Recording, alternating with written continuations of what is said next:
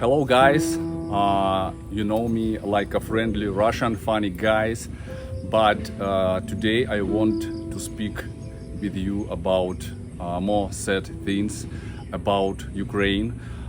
As I know you, I am 50-50 Russian, 50 Ukrainian. My mother is from Ukraine, she was born there, and half my life I spent in Ukraine. So I was born in Russia, but when I was 16, we moved to Ukraine with whole our family, and I spent there about 10 or even more years. So I have many friends in Ukraine. I graduated from the Ukrainian university. I have a Ukrainian driving license. I have a Ukrainian diploma of university. So I'm a half Ukrainian. But I was born in Russia. That's why I call myself friendly Russian. As you know, Valentina parents just came to vacation to the Philippines, and I'm really happy to see how they meet each other because my parents now in Ukraine and then cannot come. We haven't seen each other about 3 years, and they cannot leave Ukraine because of some reason with documents. I don't want to deep in these details, you don't need it, but just believe me, no way now to leave Ukraine for them because of some documents. So I miss for my parents. My mother always tell me that this is an air alarm because of many rockets and many drones near their city, explosions almost every day. And I want to see them too much, especially when the Valentina parents came, and I see how she's happy, and I cannot see my parents, and my parents as well, they miss for us, for me, for my sister, for miss to our children, so their grandchildren. And you know, my parents even told me that, you know, we are already elderly people, and who knows how many years left in our life, but we didn't expect that it will be the war and so difficult situation when we cannot see children, we cannot see grandchildren, and for me it is also very difficult, especially, you know, when you are young and your parents are young, you don't usually notice how they became older and older, but when they become older, you notice it almost every year, and for me it is very, very sad thing. I love my parents so much, and I want to see them. Now I want to share about how war started. I was in Crimea. Crimea, it was a part of Ukraine, and now officially it is a part of Ukraine. The most countries in the world call it Ukraine, part of Ukraine. In 2014, it was the part of Russia by, you know, the Russian opinion and some other countries. So it like this territory now, it is like under Russia. But we moved to Crimea before this situation. We moved in 2013 when it was Ukraine, and already bought a house and land there, and after 1 year this one happened. So how war began? You know, these Russian forces was moved to Ukrainian border 3 months before the war started, in November, I think, and it was very bad and tension political situation. Like Russia made an ultimatum to NATO and Ukraine, and nothing helps, and that's why in 24th of February this started. The day before, I was absolutely sure that it will happen because of some reasons, and when I go to bed, I felt like an anxiety, you know, and I slept very bad that night, and I even through the night, through the sleep, through the dreams, I heard the air forces, like air forces airplanes, and during this sleep I understood that war began, and I waked up at 5 o'clock in the morning because my mother called me, and I understood that the war began, because my mother never called me at so early time. And when I take a phone, mother said me, Sergey, I'm she is in Ukraine, in Sumy city, and this is near the border with Russia. It's about 30 kilometers from Russia. And she told me, Sergey, my neighbors now in the city, and they hear many explosions, very, very loud. And she told me, Sergey, I think the war started. For me, it was like a shock. It was like a cold shower. And from this moment, I think a few days, all my thoughts were about this. I read news like every minute, check what happened. It was a very big anxiety, very, very bad days, and I think it was the worst day in my life. Even now, when I remember it, it is a very sad story. I couldn't sleep normal. I took some like melatonin or some magnesium or some supplements for sleep, but it didn't help. All I think it was what's happened next, what will again. And the first day I thought maybe it will be like a very fast operation, very quick operation by Russia forces, and they will like to reach their goals. But after 1 week or 2 weeks, it was obviously that this war is for a long time. It will not stop in a few days like this, and with our family, we were very shocked. We were not so far from this war, and we decided to go to the Philippines. At that moment, we didn't have enough money for this one, because we have we built a house and different expenses, and I lost my job, my business because of Ukraine. I had a business in Ukraine, but because of the war it stopped, and I understood that we don't have money for living, and we collect all our resources and bought the tickets to the Philippines. At that time, the currency, the ruble currency was go down, and we paid for that tickets 4 times expensive. It was very expensive for us, but it was only one way. So to understand what I mean, we bought ticket, and we have only about $1,000 for whole family.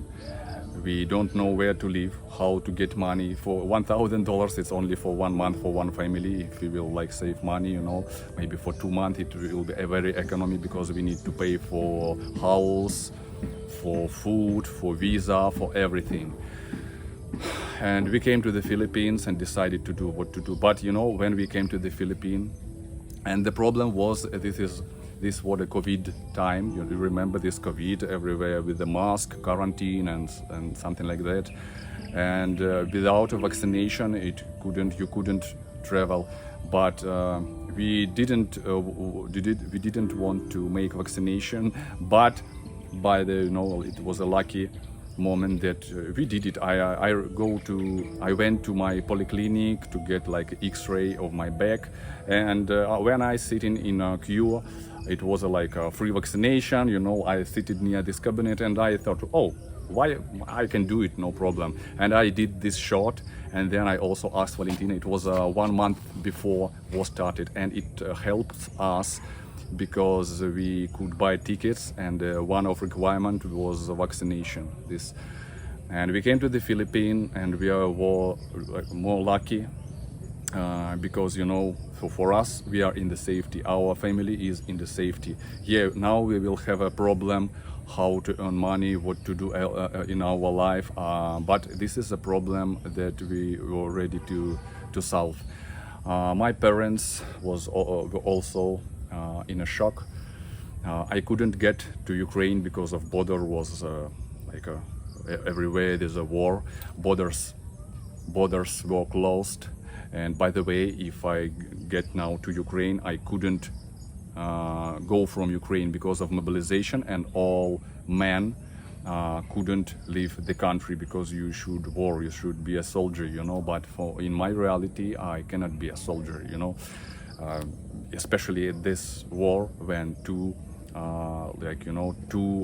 countries, it's very nearest for me. It is like my native countries too. I cannot fight with the Ukrainians. I cannot fight with the Russians. Not impossible for me. Yes, maybe like in the Second World War when we were USSR and some fascism, like this is Germany forces come to our land. Yes, I imagine that I can be a soldier at this situation, but not in this situation. For me, it is like a personal tragedy. And because of many explosions in the Sumy city where my parents and my sister live, there with the family. Because of many explosions, and a lot of this air alarm, my sister with her children and husband, they should every time go to the underground, under the house underground, to keep safe. It was like a requirement from a government to go underground. My sister children, they slept there underground on a cold ground. It was a February in Ukraine, the temperature about -20, I think, like this. It is very, very cold. So you just imagine. And some of children, not my sister children, but our friends' children, when they heard this air alarm, they pee, because of the stress, they can make a pee to their shorts and clothing. I was very scared like this. Also, my sister friends, they lived not far from Sumy in a small village. The rocket comes to near. It was like a fight in that village, and the weapon goes to the house, and the man of family, the father of family, who died, and because of active war at that place, his children and wife even couldn't put body into the land, and they just put it in the garden. They couldn't put the body in a cemetery. And because of many explosions, my sister with the children, they decided to be refugees. They went to Poland first to make all documents for a refugee, and then they went to United Kingdom, and still they live there. And the father of family, my husband of my sister, is in Ukraine. He cannot leave the country because of his man, and any time he can receive an invitation to war, so that's why he cannot leave. And sometimes my sister with her children come to visit my mother and her husband, sometimes when it's not very bad situation. And a lot of families were divided because of this war. Many women with the children leave the country. It's about few millions Ukrainians. So the family were divided, and it's very bad. Also, I have friends who are in the war, soldiers in the war. One of my good and best friend, Anatoly, he is my old friend. He's got a very serious injury, and the operation were made in 4 clinics, 4 different doctors, because the situation was very, very serious. And fortunately, they could save his life. Now he cannot war like a soldier, but he do some things with the drones and so on. Another, my friend, we studied together in the university in one group.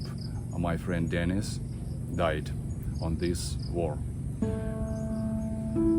It was a few months ago, and when I knew this from Facebook, I was really shocked. Even now, I remember Dennis. He was a very good guy. And his older brother also died at the same war. few months before. And it was only 2 children, 2 guys, or the family, or the parents, and just imagine their feelings. They lost 2 children in this war. Also, I have one more friend from my university, Yaroslav. He is a commander of a group also in war. He's still alive, and I follow him on Facebook, and every time I check if everything okay with him, and I pray for him because I'm really worried about him, you know. By the way, I have many friends in Ukraine because I lived there for a long time, and you know, like half Ukrainian and half Russian, I don't see any big differences between our people. I see differences in politics, in propaganda, yes, but not in the people. We are the same people with the same culture, with the same. We listen to the same music, Russian. We Ukrainians mostly spoke 70% were the Russian-speaking country. We listen to the same music. We eat the same dishes, you know, like soups, borscht, kotleti, and everything. All dishes are the same, and even architecture is almost the same. Yes, I know that Ukrainians don't like to compare with Russians. They think that we are different because you started this war. You have like emperor or some thoughts, but I think that is not difference between people. It is a difference between propaganda, because some parts from Ukraine, which is now under the Russia, the people. Some people there, they believe in Russia point of view, and the people from territory of Ukraine live to Ukrainian point of view. That's why I think the people are the same. It only difference is if it is propaganda. If the Ukrainian people have the same propaganda like in Russia, you know, very long time, I think they could be the same. And also like Russians, if they have a Ukrainian propaganda for the long time, they could be the same. And I don't understand why all of this. It is a very big tragedy for me, for my parents, for my friends, for my family. This is a very black page of my life, very sad page. So that's it. I decided to make this video because you asked me, Sergey, where are you from? Could you tell something about Ukraine? And that's why I decided to make this video to show my opinion about all these things and about situation in Ukraine. So thank you very much for watching, guys. I hope my next videos will be more funny like usual, but now, you know, I cannot be fun about telling these things. Thank you for watching. Subscribe to my channel, and wish good luck and peace for everything. Bye bye.